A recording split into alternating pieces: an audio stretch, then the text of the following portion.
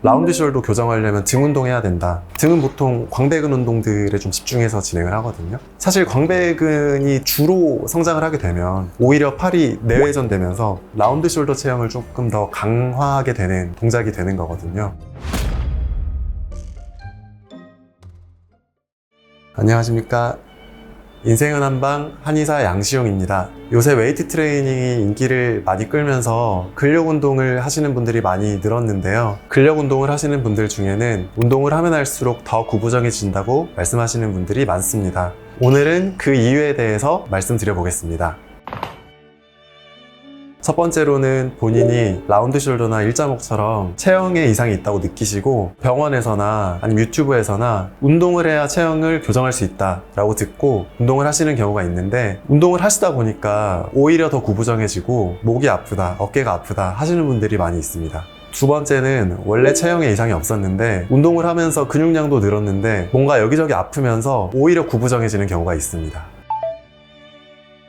근력 운동은 말 그대로 근육량을 늘리기 위한 운동이기 때문에 본인이 약한 부분의 근육량이 늘면 괜찮은데 원래 강화된 부분이 더 강화되거나 약화된 부분 더 안 쓰거나 하실 수 있기 때문에 꼭 근력 운동을 한다고 해서 체형이 교정된다, 그건 아닌 것 같습니다.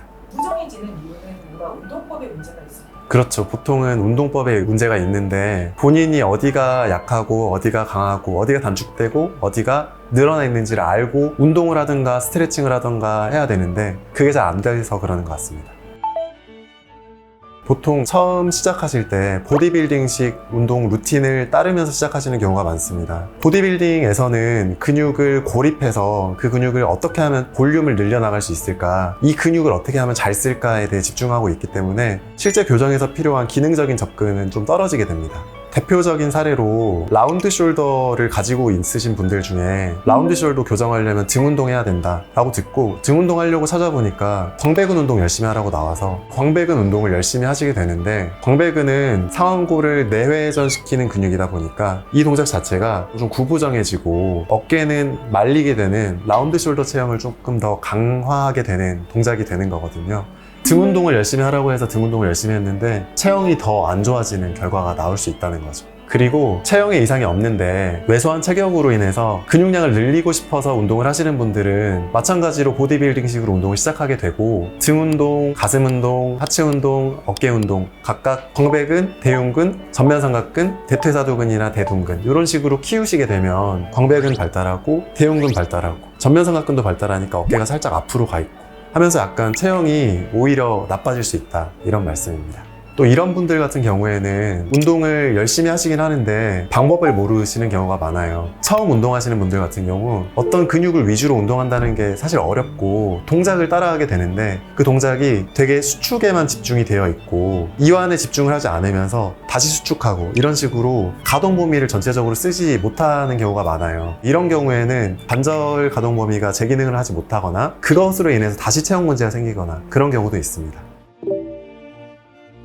해가 되는 건 아니고요. 근력 운동이 교정하는 과정에서 꼭 필요한 건 맞습니다. 체형 교정이 운동의 목적이라고 한다면 운동을 먼저 시작하시는 게 아니고 어떤 근육이 과활성되어 있고 단축되어 있는지, 어떤 근육은 약화되어 있는지, 어떤 동작을 할 때 문제가 있는지, 그리고 일상생활 할 때는 어떤 자세가 많이 나와서 이런 체형이 되었는지, 또 직업적으로는 어떤 동작을 많이 하는지, 또 심리적이거나 체력적인 요인들은 무엇이 있는지, 이런 것들을 종합적으로 파악을 해서 어떤 치료가 필요하고 어떤 운동이 필요한지 플랜을 세우고 접근하는 게 필요합니다.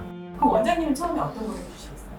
먼저 가만히 서 있을 때 자세에 대한 평가를 하고 문제가 있는 관절이 있다면 그 관절을 움직일 때 움직임에 대해서 어떤 문제가 있는지를 평가를 하고요. 체형이나 움직임에 대한 검사가 끝나면 어떤 근육이 과활성되어 있고 단축되어 있는지, 어떤 근육은 약화되어 있는지, 움직일 때 먼저 작용되는 근육이 뭐고 이게 어떤 문제가 있는지를 평가할 수가 있는데요. 그 근육에 대한 평가를 마치면 과활성되어 있고 억제하는 근육은 침치료를 통해서 좀 억제시키거나 늘려놓을 수가 있고, 약화된 근육 같은 경우는 저희 같은 경우는 운동치료실이 있기 때문에 운동 처방을 내려서 그 근육에 대한 재교육을 한다든지 근력을 강화하는 운동들을 진행한다든지, 골격이 하나가 좀 툭 틀어져 있다거나 골반이 좌우가 틀어져 있다거나 하는 부분에 대해서는 추나 치료를 통해서 훨씬 빠르게 체형 교정을 만들어낼 수 있습니다. 무턱대고 웨이트를 시작하신다고 하는 거는 골격이 무너져 가는 집에다가 안에 인테리어만 예쁘게 꾸며놓는 격이 되고, 인테리어나 가구 같은 거 많이 집어넣게 되면 오히려 골격이 부실하면 더 무너지기 쉽잖아요. 그래서 체형 교정이 목표라고 하시면 골격부터 바로 잡은 다음에 어떤 부분에 문제가 있는지를 고쳐놓고 그 다음에 그 위에 근육을 붙여 나가시는 게 좋겠습니다.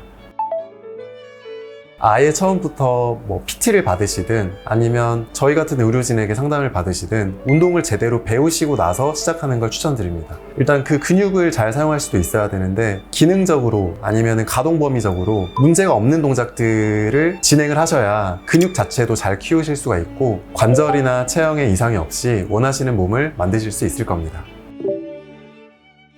오늘은 체형 교정과 근력 운동의 관계에 대해서 말씀드렸습니다. 보디빌딩을 위한 운동과 체형 교정을 위한 운동이 다르다는 걸 알려드리려고 이 영상을 준비했는데요. 혹시 영상 보시면서 궁금한 점이나 반박하시고 싶은 점 있으시면 댓글 달아주시면 친절하게 답변 드리겠습니다. 이상 인생은 한방 한의사 양시용이었습니다. 감사합니다.